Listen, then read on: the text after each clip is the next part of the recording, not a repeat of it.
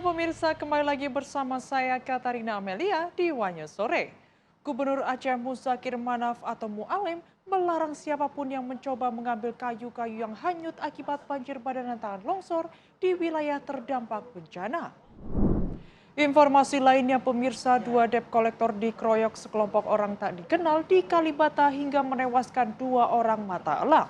Insiden ini memicu aksi balasan berupa pembakaran belasan kios sebelum akhirnya berhasil diredam aparat.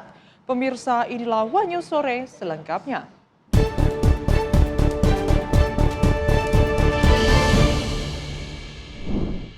Menteri Keuangan Purbaya Yudi Sadewa mendorong kementerian dan lembaga mempercepat realisasi anggaran.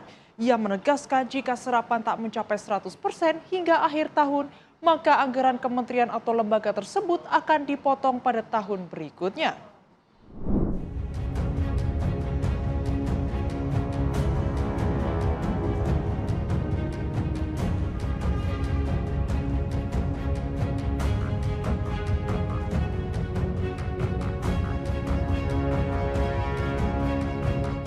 Menteri Keuangan Purbaya Yudi Sadewa mendorong kepada kementerian dan lembaga atau KL untuk mempercepat belanja.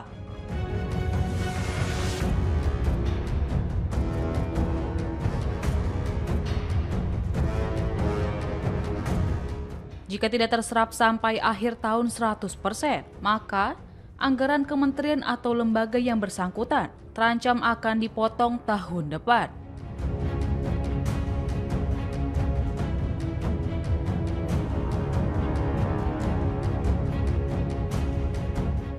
Purbaya menyebut tindakannya untuk mendorong belanja KL telah mendapat persetujuan dari Komisi 11 DPR RI.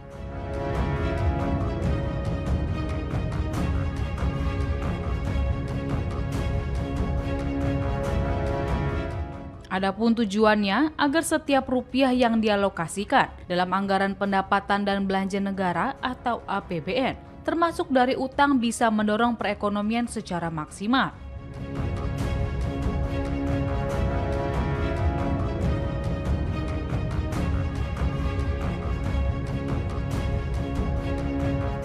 Cara belak-belakan Purbaya mengatakan jika sudah utang dan tak dipakai, maka dia yang menanggung dosanya.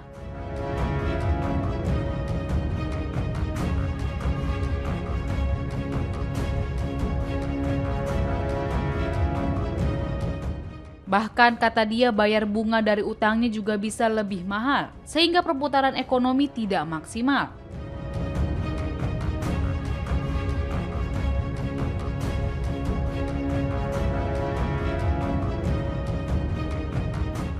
Selain itu, Purbaya juga mengungkapkan instruksi Presiden Prabowo Subianto setelah mengetahui kebocoran anggaran daerah.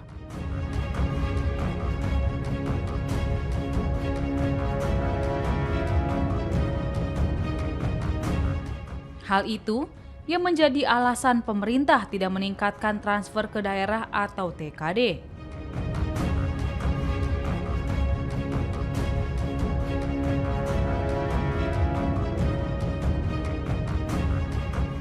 Purbaya menyampaikan bahwa Prabowo merasa kecewa terhadap praktik belanja daerah yang tidak disiplin.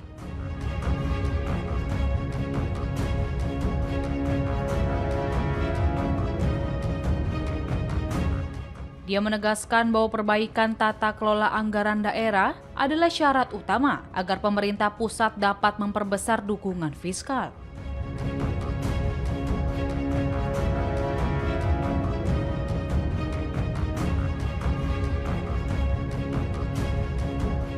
Purbaya menyampaikan pesan langsung kepada seluruh Pemda untuk memulai pembenahan belanja.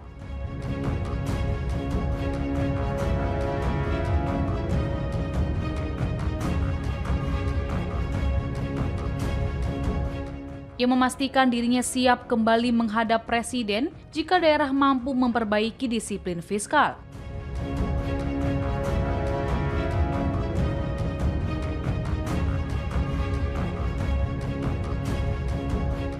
Purbaya menyoroti kebutuhan daerah untuk menciptakan iklim bisnis yang sehat agar roda ekonomi dapat bergerak lebih cepat.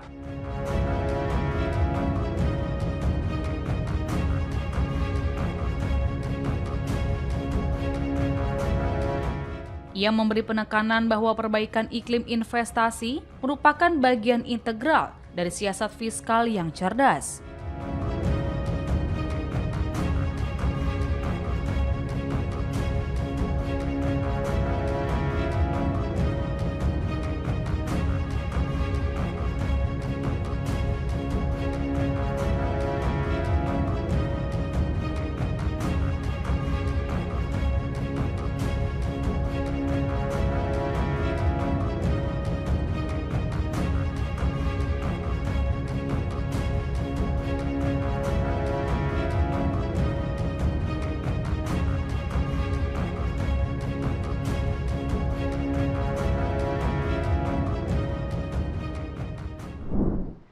Bupati Lampung Tengah Ardhito Wijaya diduga menerima aliran dana sebesar 5,75 miliar rupiah dari pengaturan pemenangan proyek yang terkait kebutuhan operasional dan pelunasan utang kampanye.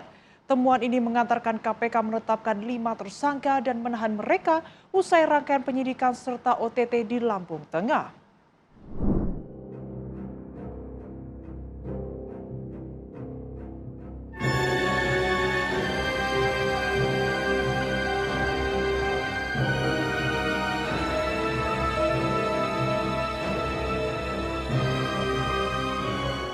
Bupati Lampung Tengah Ardhito Wijaya diketahui menerima aliran dana sebesar 5,75 miliar rupiah yang berasal dari pengaturan pemenangan sejumlah proyek untuk perusahaan yang terlibat dalam 3 pemenangan saat pilkada.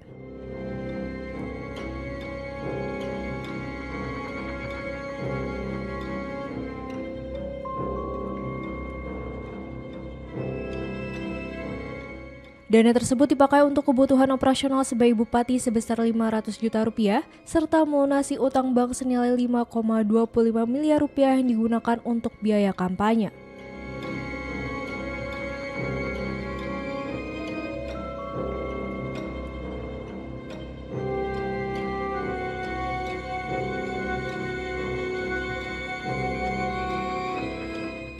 Hal itu diungkapkan oleh PLH Deputi Penindakan dan Eksekusi KPK Mungki Hadi Pratikto, Jakarta, Kamis 11 Desember.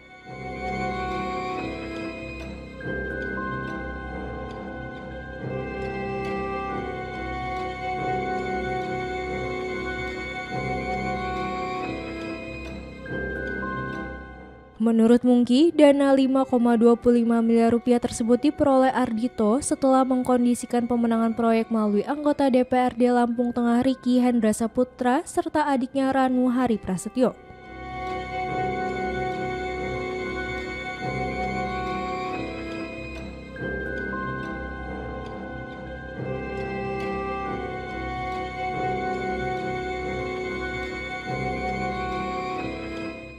Ardhito menerima fee 500 juta rupiah dari Direktur PT Muhammad Lukman Syamsuri terkait pengaturan lelang 3 paket pengadaan alat kesehatan di Dinas Kesehatan Lampung Tengah dengan nilai proyek mencapai 3,15 miliar rupiah.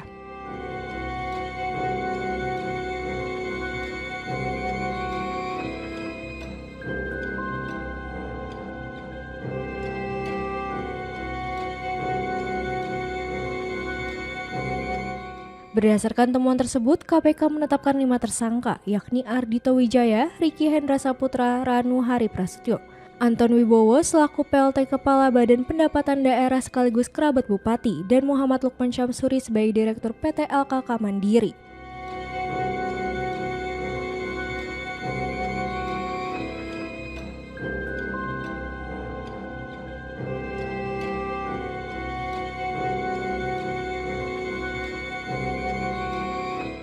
KPK kemudian menahan kelima tersangka untuk masa tahanan awal selama 20 hari, terhitung 10 hingga 29 Desember 2025 di rutan KPK Gedung Merah Putih dan Gedung C1.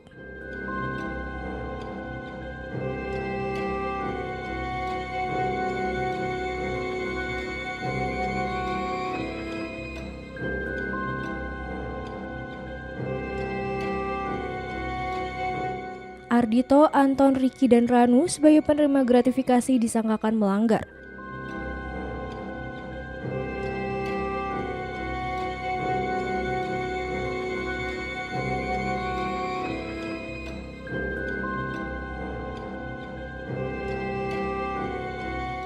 Pasal 12 huruf A, Pasal 12 huruf B, Pasal 11 atau Pasal 12B Undang-Undang Nomor 31 Tahun 1999 tentang Pemberantasan Tindak Pidana Korupsi.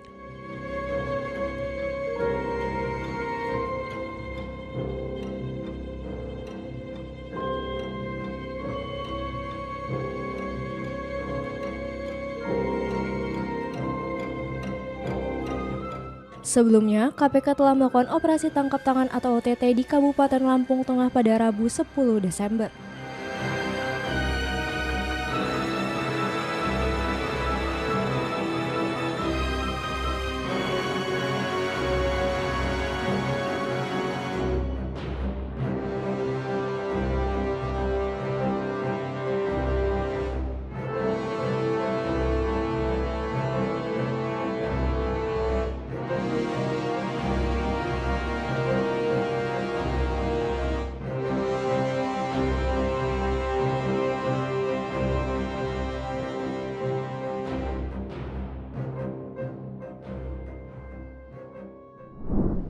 Menteri Sosial Gus Ipul dikecam atas pernyataannya yang mengkritisi influencer dan artis yang menyumbangkan bantuan kepada para korban bencana Sumatera.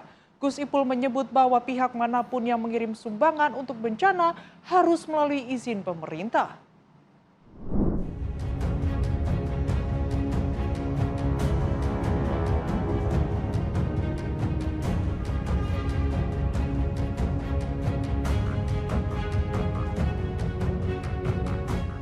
Menteri Sosial Saifullah Yusuf atau Gus Ipul dikecam atas pernyataannya yang mengkritisi influencer dan artis yang menyumbangkan bantuan kepada para korban bencana Sumatera.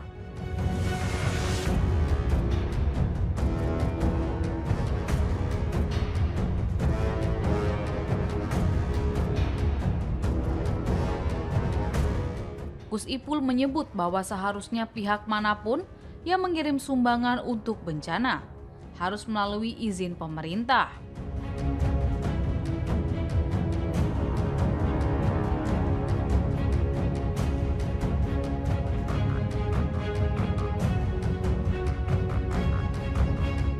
Hal itu disampaikan Gus Ipul di kantor Kemensos Jakarta Pusat pada Selasa 9 Desember 2025 saat ditanya maraknya influencer menyumbang dana bencana banjir.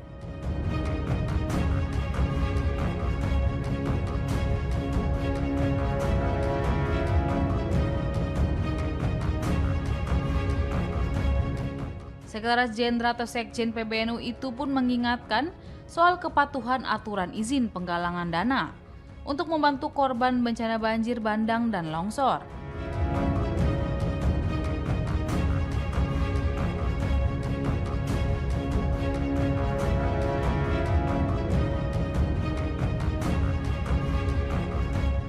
Gus Ipul menyebut para artis dan influencer bisa meminta izin ke kabupaten, kota, atau Kementerian Sosial.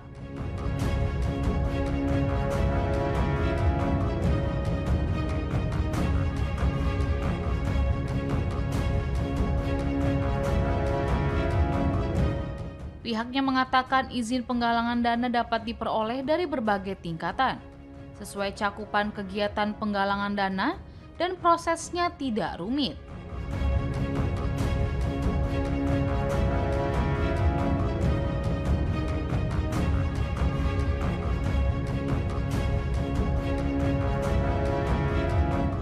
Gus Ipul mengatakan penggalangan dana skala besar memiliki standar audit profesional yang bertugas melaporkan detail penggunaan uang donasi.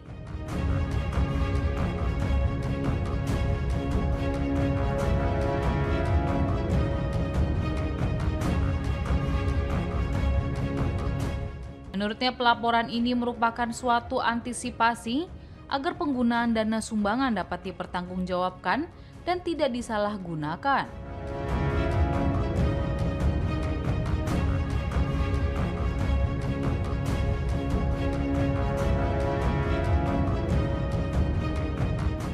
Kendati begitu, Gus Ipul mengapresiasi dan menegaskan semua pihak boleh membuka donasi.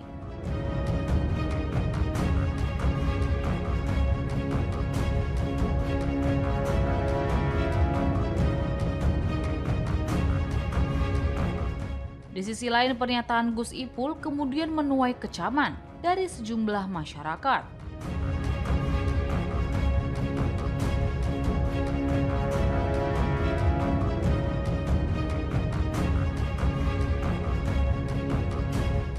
Warganet juga menyayangkan pejabat yang justru mempersulit penanganan bencana, bukan sebaliknya.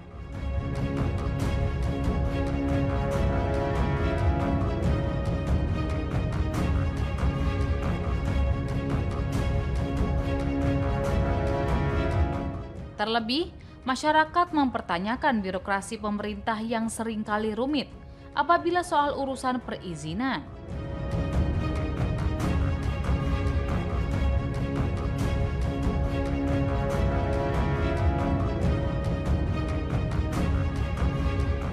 Diketahui sejumlah artis dan pemengaruh menggalang dana untuk membantu korban bencana seperti Pras Teguh, Melanie Subono, Fuji hingga Ferry Irwandi.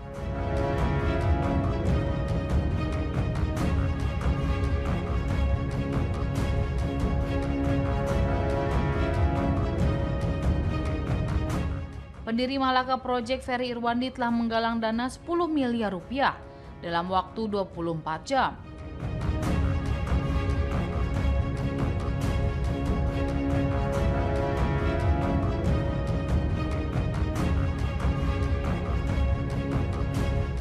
Ferry terjun langsung menyalurkan bantuan untuk seluruh daerah terdampak, terutama untuk daerah-daerah yang terpencil dan terisolasi.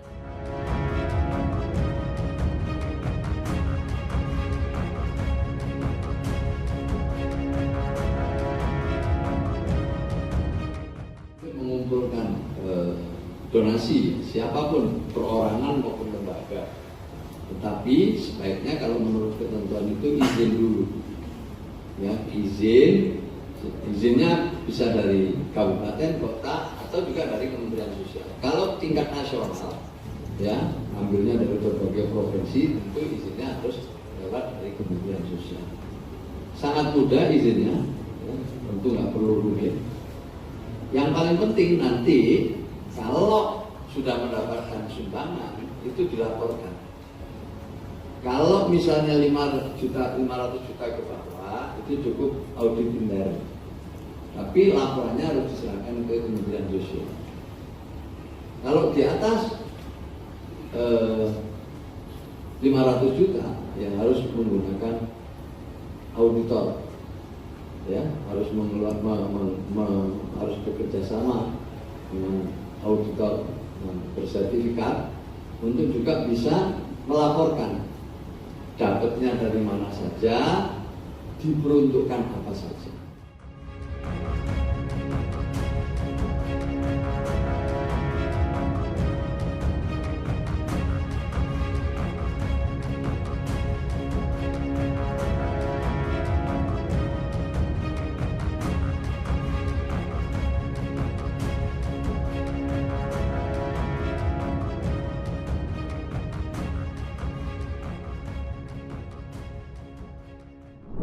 Menteri Keuangan Purbayayudi Sadewa mengungkap dirinya pernah dicap gila saat mengucurkan dana negara 200 triliun rupiah ke sektor perbankan. Ia menunturkan hal itu terjadi ketika baru menjabat sebagai Menhu dan langsung mengambil langkah agresif tersebut.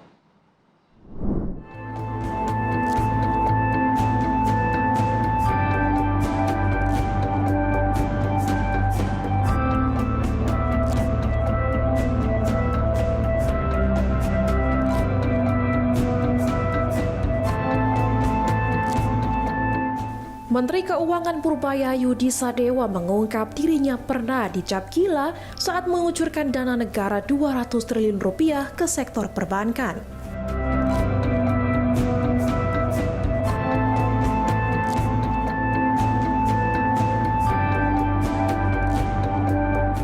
Ia menuturkan hal itu terjadi ketika baru menjabat sebagai Menteri Keuangan dan langsung mengambil langkah agresif tersebut.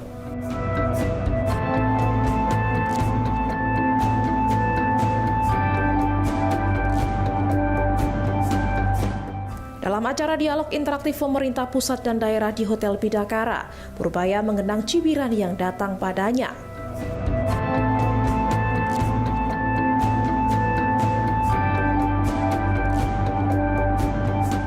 Purbaya mengatakan keputusan memindahkan dana SAL dari Bank Sentral ke Bank Umum dilakukan demi menggerakkan ekonomi.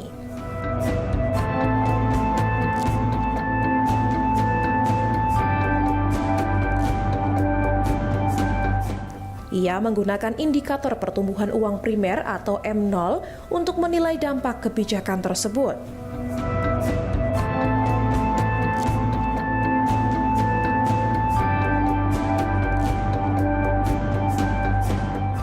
Menurutnya ketika 200 triliun rupiah itu masuk ke perbankan, pertumbuhan M0 langsung melonjak.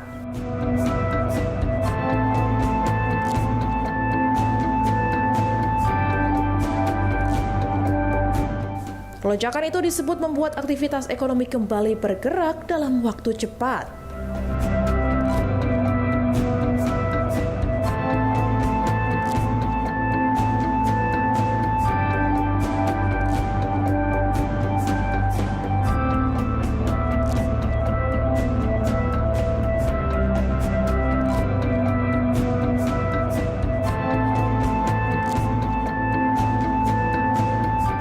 Purbaya menegaskan fokus utamanya saat itu adalah membalikkan tren peredaran uang yang sebelumnya negatif. Ia berharap perubahan menjadi positif dapat mendorong pemulihan ekonomi yang lebih cepat.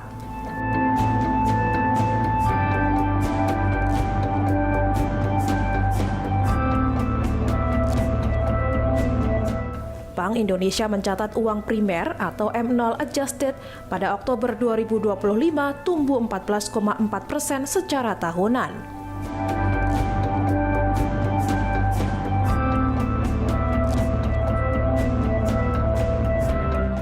Capaian tersebut lebih rendah dibanding bulan sebelumnya yang sempat menyentuh 18,6% secara tahunan.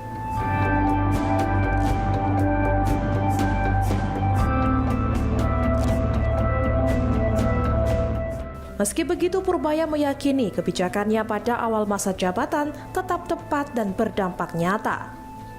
Ia juga menilai keberanian mengambil risiko besar diperlukan agar ekonomi tidak terus tertekan.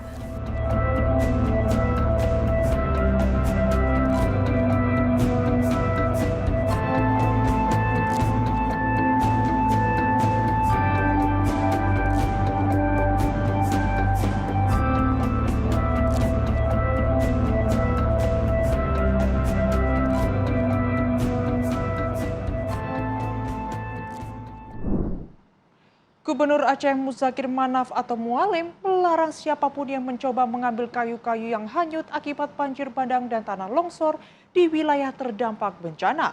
Kayu-kayu tersebut dilarang dibawa keluar tanpa izin otoritas setempat.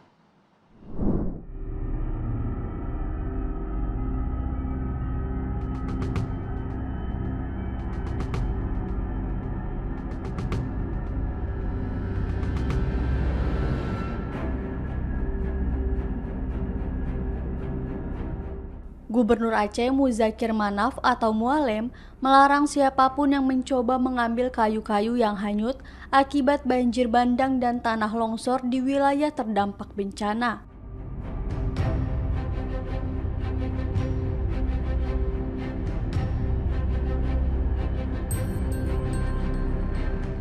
Kayu-kayu dilarang dibawa keluar tanpa izin otoritas.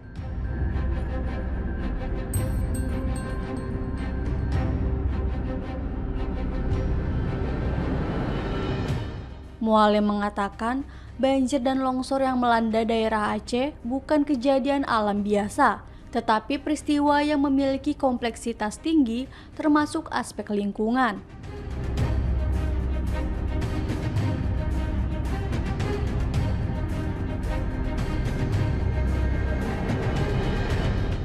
Hal itu disampaikan Mualim melalui juru bicara pemerintah Provinsi Aceh, Muhammad MTA dalam siaran persnya.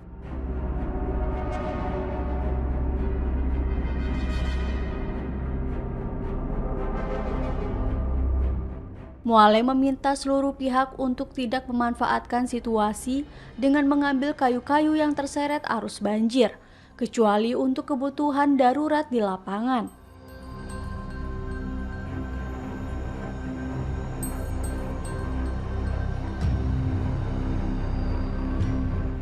Pemerintah menekankan bahwa kayu-kayu tersebut berpotensi menjadi bagian penting dari penyelidikan aparat penegak hukum terkait dugaan pelanggaran lingkungan.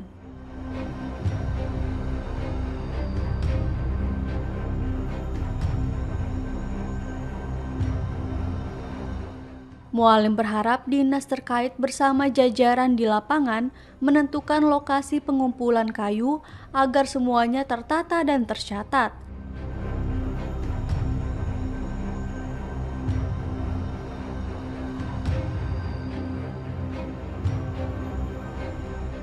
Ia meminta masyarakat untuk mengawasi aktivitas mencurigakan di wilayah bencana.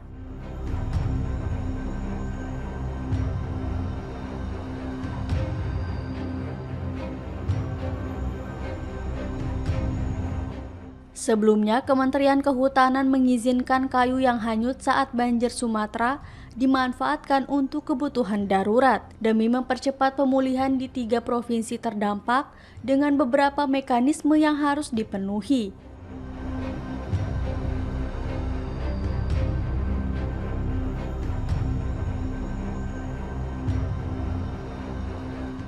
Dirjen Pengelolaan Hutan Lestari Kementerian Kehutanan, Laksmi Wijayanti menyebut, material kayu hanyut yang menumpuk di lokasi bencana dapat dimanfaatkan untuk kebutuhan darurat demi mempercepat pemulihan dengan tetap menjaga aspek legalitas serta menjaga penyalahgunaan di lapangan.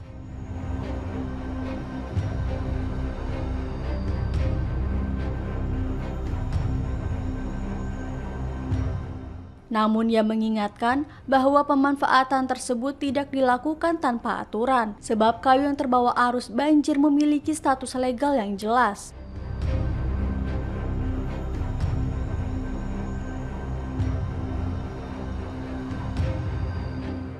Laksmi menyebut kayu hanyutan yang terbawa banjir dapat dikategorikan sebagai kayu temuan yang mekanisme penanganannya mempedomani Undang-Undang Nomor 18 Tahun 2013 tentang pencegahan dan pemberantasan perusakan hutan, sehingga tetap dibutuhkan pelaksanaan penyelenggaraan yang menjunjung prinsip ketelusuran dan keterlacakan.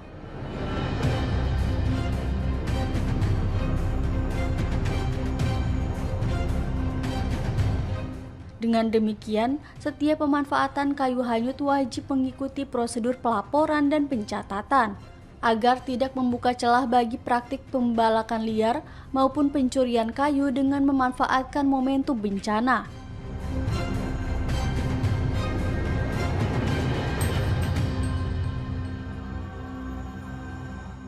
Kementerian Kehutanan memastikan bahwa penyaluran kayu hanyut untuk kepentingan masyarakat tidak dilaksanakan secara sepihak.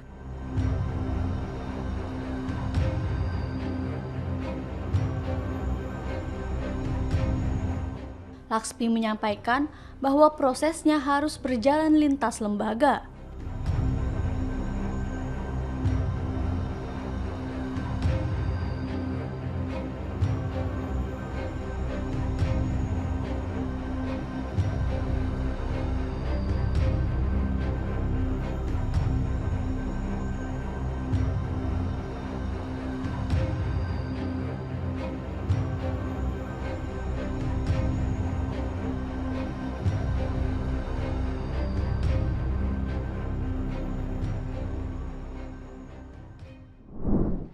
Viking Persib Club atau VPC melaporkan pria berinisial MAF, YouTuber sekaligus streamer dengan nama akun @resbob ke Polda Jawa Barat.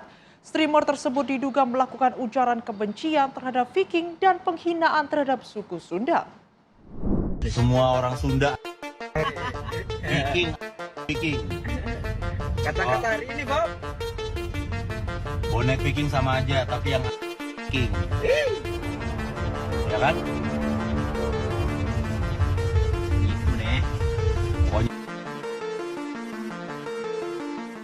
Viking Persib Club melaporkan pria berinisial MAF, seorang YouTuber sekaligus streamer dengan akun Resbob ke Polda Jawa Barat.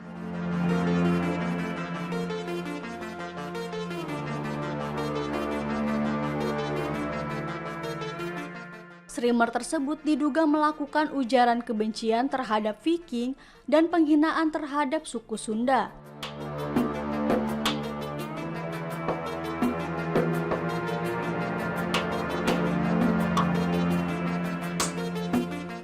Kuasa hukum Viking, Ferdi Rizky menyebut, laporan tersebut dibuat setelah ia mendapat mandat langsung dari Ketua Umum Viking Tobias Ginanjar.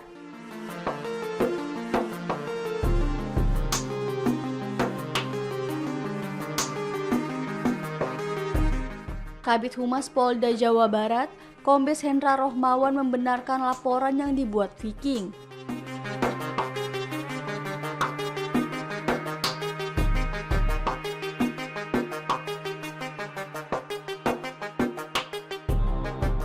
Kombes Hendra mengatakan pihaknya sudah melakukan profiling akun pelaku hate speech terhadap Viking dan warga Jawa Barat. Kini Polda Jawa Barat sudah melakukan penyelidikan terhadap kasus tersebut.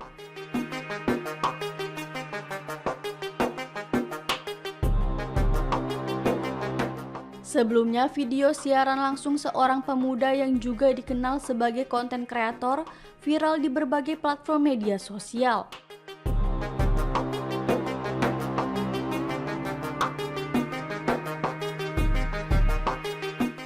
Dalam video itu, pemuda tersebut melakukan tindakan provokatif yang menghina Sunda.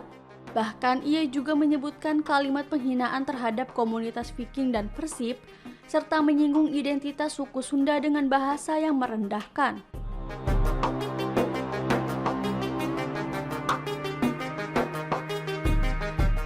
Potongan video tersebut kemudian menyebar cepat dan memicu gelombang kemarahan publik, terutama dari masyarakat Sunda dan pendukung Persib.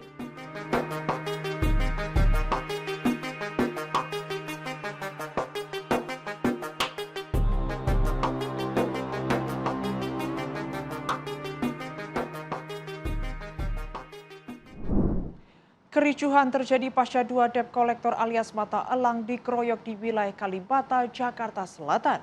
2 debt kolektor ditemukan terkapar bersimbah darah di Jalan TMP Kalibata, Jakarta Selatan setelah dikeroyok sekelompok orang tak dikenal.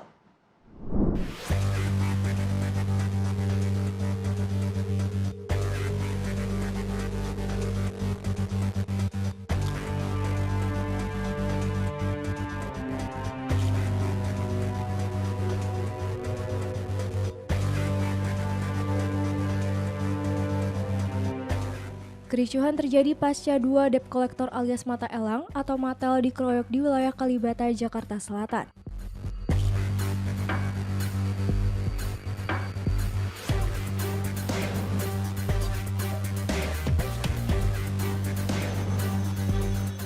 Dua orang debt kolektor ditemukan terkapar bersimbah darah di Jalan TMP Kalibata, Jakarta Selatan setelah dikeroyok sekelompok orang tak dikenal.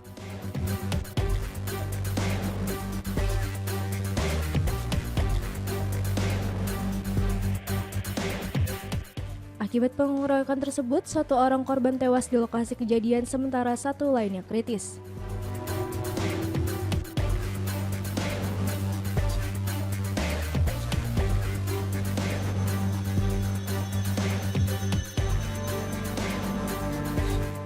Mengetahui rekannya tewas dikeroyok orang tak dikenal, puluhan orang membakar belasan kios warung makan.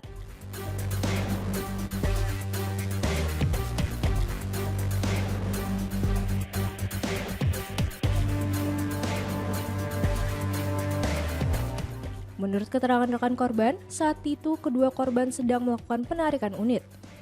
Tiba-tiba mereka diserang sekelompok orang tak dikenal.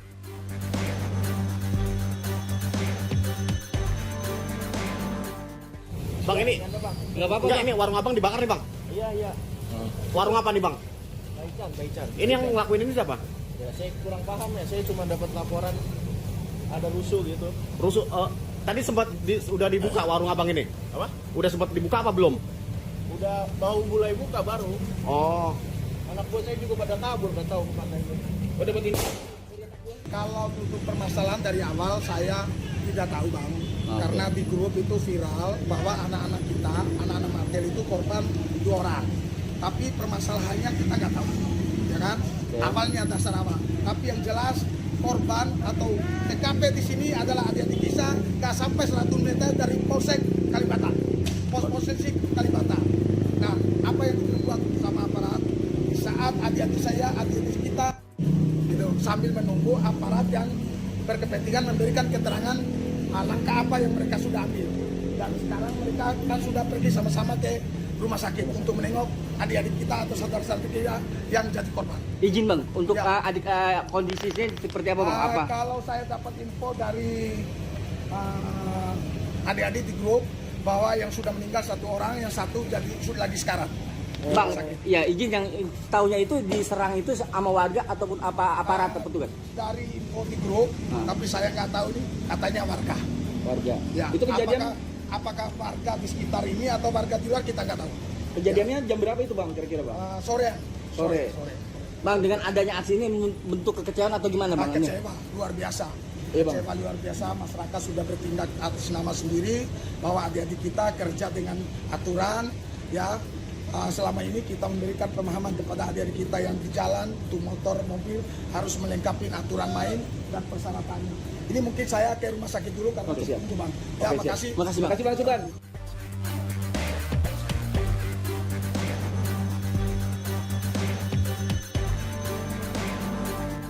Peristiwa ini memicu kemarahan rekan-rekan korban yang kemudian melakukan penyerangan dan pembakaran terhadap belasan kios milik warga di Jalan TMP Kalibata.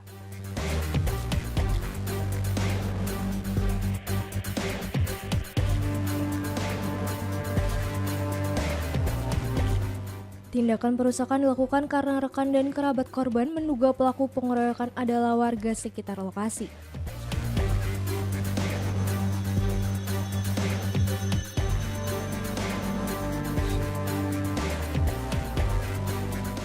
Perusakan berhasil diredam setelah aparat gabungan dari kepolisian dan TNI tiba di lokasi kejadian.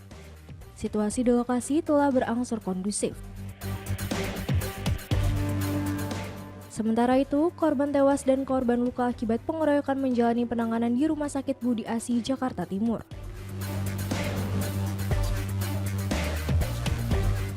Namun setelah mendapatkan perawatan intensif, mata elang yang sempat kritis dinyatakan meninggal dunia.